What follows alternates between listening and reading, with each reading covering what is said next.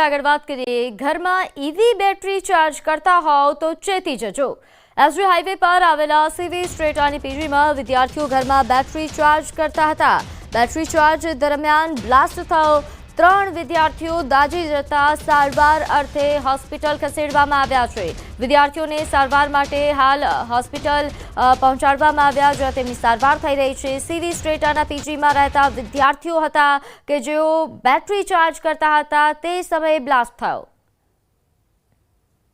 અમદાવાદની પીજીમાં રહેતા વિદ્યાર્થીઓ રાતે છે આ બિલ્ડિંગમાં પીજી ચાલે છે અને પીજીમાં તેઓ એક સર્ચ કરી રહ્યા હતા અને તે દરમિયાન બેટરી બ્લાસ્ટ થઈ। આ બેટરી બ્લાસ્ટ થવાના કારણે વિદ્યાર્થીઓને ગંભીર રીતે ઈજાઓ પહોંચી છે અને અત્યારે વિદ્યાર્થીઓને જે સારવાર અર્થે હોસ્પિટલમાં ખસેડી દેવામાં આવ્યા છે। અંદરના દ્રશ્યો પણ જોઈ શકો છો કે બેટરી કેટલી હદે બ્લાસ્ટ થઈ હશે અને આ દ્રશ્યોથી જોઈ શકાય છે કે પૂરું અંદર જે વસ્તુ હતી એ પણ ડેમેજ થઈ ગઈ છે।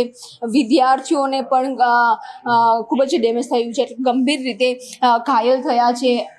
અહીં જે પીજી ચાલી રહી છે, પીજીની આજુબાજુ રહેતા જે લોકો છે તેમની સાથે પણ વાત કરીશું। ભાઈ આપકા નામ बताइए। ऋषभ खन्ना। ऋषभ, कल क्या हुआ था? कल रात को कुछ 3:10 के आसपास एक बड़ा ब्लास्ट का आवाज़ आया और आग लगने की खबर मिली हमको, तो हम घर से बाहर आए। धुआं हो रखा था। आज पूछा तब पता ये चला कि घर में बच्चे कोई ईवी की बैटरी चार्ज कर रहे थे कोई, और वो ब्लास्ट कर गई। और उसके बाद जब हम लोग थोड़ा उस तरफ गए धुएं से बचने के लिए दूसरी साइड पे, तो वहाँ पे हमने देखा कि 3 बच्चे जले हुए ज़मीन पे लेटे पड़े हुए हैं। 3rd डिग्री तक के उनको बर्न्स हैं और घर में अभी भी उस टाइम पे भी एक और इंसान अंदर फंसा हुआ था कुछ।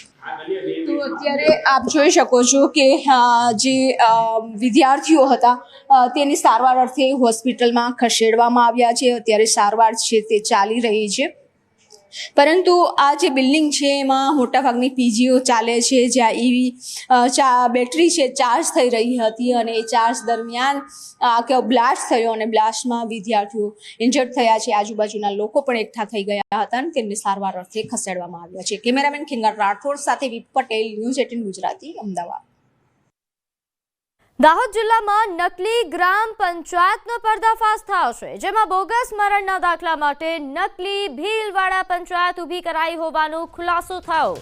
જમીન હડપવાના ઈરાદાથી વલડુનીના જીવિત વૃદ્ધને મૃત બતાવીને ખોટો મરણનો દાખલો બનાવાયો હતો।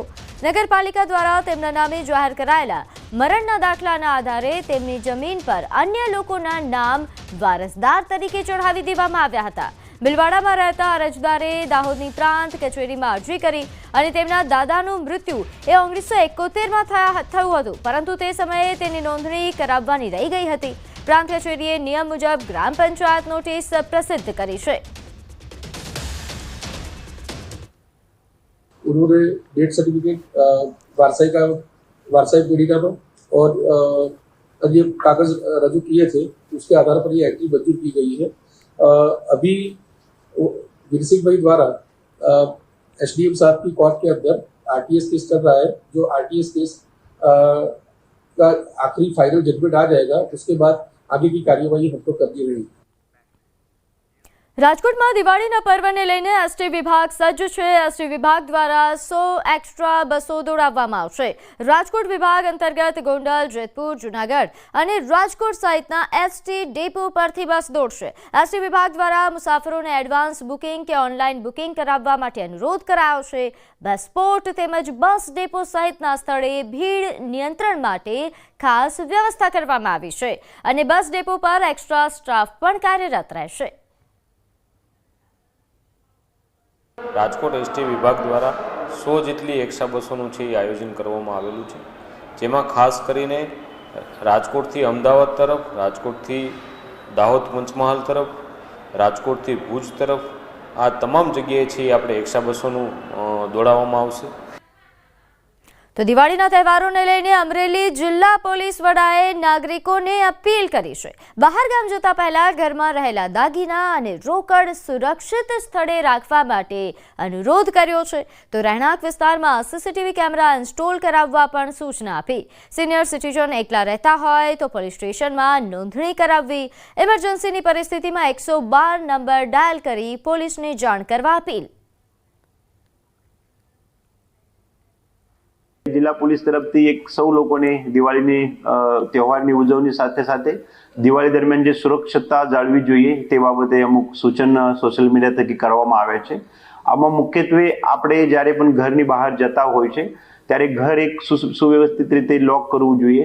બીજું, ઘરમાં જે કિંમતી વસ્તુ છે, મોબાઈલ છે, સોનું છે અથવા રકમ છે, એ સેફ જગ્યાએ કોઈ રિલેટિવ્સ અથવા જોડે અથવા તમારું જે લોકર છે તે જગ્યાએ મૂકવું જોઈએ. સાથે આપ જ્યારે ઘરથી બહાર જતા હોય ત્યારે આજુબાજુ ઘરના જે રહેતા હોય છે આ લોકોને એ ઘર ઉપર ધ્યાન રાખવા માટે અવશ્ય કહેવું જોઈએ. તો વાત અમદાવાદના જૈન દેરાસરમાં ચોરીની ઘટના અંગે. પાલડીમાં આવેલા જૈન દેરાસરમાંથી તસ્કરોએ કુંડળ, મુગટ સહિત 1.64 કરોડની ચોરી કરી. પૂજારીએ સફાઈ કર્મીઓ સાથે મળીને ચોરીને અંજામ આપ્યા હોવાની શંકા છે. બીજી તરફ પાલડી પોલીસે ફરિયાદ લઈને તપાસ હાથ ધરી અને એક આરોપીની ધરપકડ કરી લીધી, જ્યારે 2 આરોપીને ક્રાઇમ બ્રાન્ચે પકડ્યા છે. જામનગરના બ્રેસપાટના વેપારીને ઓનલાઈન કુલ ₹1,87,44,407 છેતરપિંડી આચરનાર ગેંગના એક શખ્સને મહારાષ્ટ્રના પુણેથી પોલીસે ઝડપી પાડ્યો છે. વેપારી કૌશિક અગ્રવાલ સાયબર ફ્રોડનો ભોગ બન્યા હતા. ઊંચા વળતરની લાલચ આપીને અજાણ્યા શખ્સોએ કુલ ₹1 કરોડથી વધુની છેતરપિંડી કરી હતી. વેપારીને વોટ્સએપ પર મેસેજ આવ્યો, જેમાં ટ્રેડિંગ એડવાઇઝર તરીકે ઓળખ આપીને અલગ અલગ કંપનીઓની સ્કીમમાં રોકાણ કરવાથી ઊંચું વળતર મળશે તેવી લાલચ આપી અને જેથી વેપારીએ રોકાણ કરવાનું શરૂ કર્યું હતું. અને ત્યારબાદ વેપારીએ પોતાની બેંકના ખાતામાંથી મહારાષ્ટ્રની એક બેંકના ખાતામાં મોટી રકમ ટ્રાન્સફર કરી હતી અને ત્યારબાદ અચાનક કંપની બંધ થઈ જતા તેમની સાથે ફ્રોડ થયાનું જાણ થતા પોલીસ સ્ટેશનમાં ફરિયાદ નોંધાવી. આની ટેકનિકલ તપાસ દરમિયાન જામનગર સાયબર ક્રાઇમ પોલીસ સ્ટેશનને જે એકાઉન્ટમાં પૈસા ગયેલા હતા એ બેંક ઓફ મહારાષ્ટ્રનો જે એકાઉન્ટ નંબર હતું એના જે વ્યક્તિ જેના નામનું એકાઉન્ટ હતું એ વ્યક્તિને મહારાષ્ટ્રના પુણે ખાતેથી પકડી પાડવામાં આવેલો છે. અને આ જે વ્યક્તિ છે એનું નામ છે અબરાર અઝીઝ અબ્દુલ લતીફ દિવાન, જે પુણે ખાતે રહે છે અને ત્યાંથી તેને અટક કરીને લાવવામાં આવેલો છે. આયુર્વેદ અભ્યાસના આંતરરાષ્ટ્રીય સેન્ટર ITRA પોતાની 25મી વર્ષગાંઠ ઉજવી રહી છે. સાથે જામનગરમાં સ્થાપિત ITRAને 5 વર્ષ પૂર્ણ થઈ રહ્યા છે. આ અવસરે 3 દિવસીય આયુર્જિરિકોન 2025 કોન્ફરન્સ શરૂ થઈ, જેમાં વિશ્વભરના 500થી વધુ તબીબો નિષ્ણાતો જોડાશે. આ કોન્ફરન્સમાં વૃદ્ધાવસ્થાના આયુર્વેદ આધારિત ઉપચાર માટે માર્ગદર્શિકા અને ડિજિટલ એપ્લિકેશન તૈયાર કરવાની યોજના છે. સંસ્થાન institute of teaching and research in Ayurveda આજે એના 5મા ફાઉન્ડેશન ડે નિમિત્તે આયુર્જેરિકોન 2025 કોન્ફરન્સ કરવા જઈ રહ્યું છે. આ 3 દિવસની એક કોન્ફરન્સ છે, જેમાં બે દિવસ માટે ઇન્ટરનેશનલ કોન્ફરન્સ છે અને એને પહેલાનો દિવસ એટલે કે આજનો 14 ઓક્ટોબરનો દિવસ આજે અમે પ્રી કોન્ફરન્સ વર્કશોપ કરવા જઈ રહ્યા છીએ, જેમાં વૃદ્ધાવસ્થામાં આવતી સમસ્યાઓ, વૃદ્ધાવસ્થાની સમસ્યાઓને કેવી રીતે ડીલ કરવી અને એનાથી ઉપર કે વૃદ્ધાવસ્થાની સમસ્યાઓને આવતી કઈ રીતે રોકવી, આ સંદર્ભમાં ચર્ચા કરવામાં આવશે. દિવાળીના તહેવારને ગણતરીના દિવસો બાકી રહેતા જ બજારોમાં અવનવા ફટાકડાઓનું ધૂમ વેચાણ થઈ રહ્યું છે.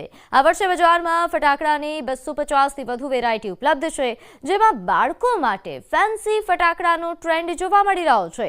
પાણીમાં ફૂટી શકે તેવા ફટાકડા અને ગ્રીન ફટાકડાની પણ ભારે માંગ છે. જોકે ફટાકડાની કિંમતોમાં 30થી 40% સુધીનો વધારો નોંધાયો છે. બજારમાં ₹30થી લઈને ₹30,000 સુધીના ફટાકડા મળી રહ્યા છે. 30 રૂપિયાથી લઈને 30,000 સુધીની તમામ વેરાયટી હાલ માર્કેટમાં ઉપલબ્ધ છે. ફટાકડા બજારમાં જે પ્રકારની ધૂમ મચી છે એવું લાગી રહ્યું છે કે ફટાકડા બજારમાં સૌથી વધારે હાલ ખરીદી થતી જોવા મળી રહી છે. મહત્વનું છે કે દિવાળીના પર્વની અંદર જ્યારે વિશેષ પ્રકારે લોકો આયોજન કરતા હોય છે એમાં પણ જ્યારે ફટાકડાની વાત આવતી હોય ત્યારે સૌથી વધારે ખરીદી ફટાકડામાં બાળકો દ્વારા થતી હોય છે. ત્યારે વિશેષ પ્રકારના જે ફટાકડા છે તે પણ હાલ માર્કેટની અંદર ધૂમ મચાવી રહ્યા છે. એમાં પણ ગ્રીન ક્રેકર્સ છે, સાથે પાણીમાં ફૂટી શકે તેવા પ્રકારના પણ ફટાકડા છે તે હાલ માર્કેટમાં ધૂમ મચાવી રહ્યા છે. જે વેપારી છે તેમની સાથે પણ વાતચીત કરવાનો પ્રયત્ન કરશું, કારણ કે જે પ્રકારના ફટાકડા છે હાલ માર્કેટમાં જોવા મળી રહ્યા છે એમાં પણ ગ્રીન ફટાકડા એટલે કે પોલ્યુશન ન કરે, પ્રદૂષણ ન કરે તેવા પ્રકારના ફટાકડા છે તે જોવા મળી રહ્યા છે. મારી સાથે વેપારી છે આશીષભાઈ, તેમની સાથે વાત કરીશું. આશીષભાઈ, પાણીમાં પણ ફૂટી શકે તેવા પ્રકારના ફટાકડા હાલ માર્કેટમાં પહેલી વાર આવી રહ્યા છે, શું કહેશો આ વિશે? એટલે આ પ્રકારના ફટાકડા સ્પેશિયલ બનાવવામાં આવે છે. પોમપોમ નામ છે અને જે પાણીમાં તમે નાખશો તો પણ એ ફૂટશે. અચ્છા, હાજી. અને એ સિવાય બીજી કોઈ વેરાયટી? સિવાય વેરાયટી જે આ કોસ્મિક ફોર્સ આવેલું છે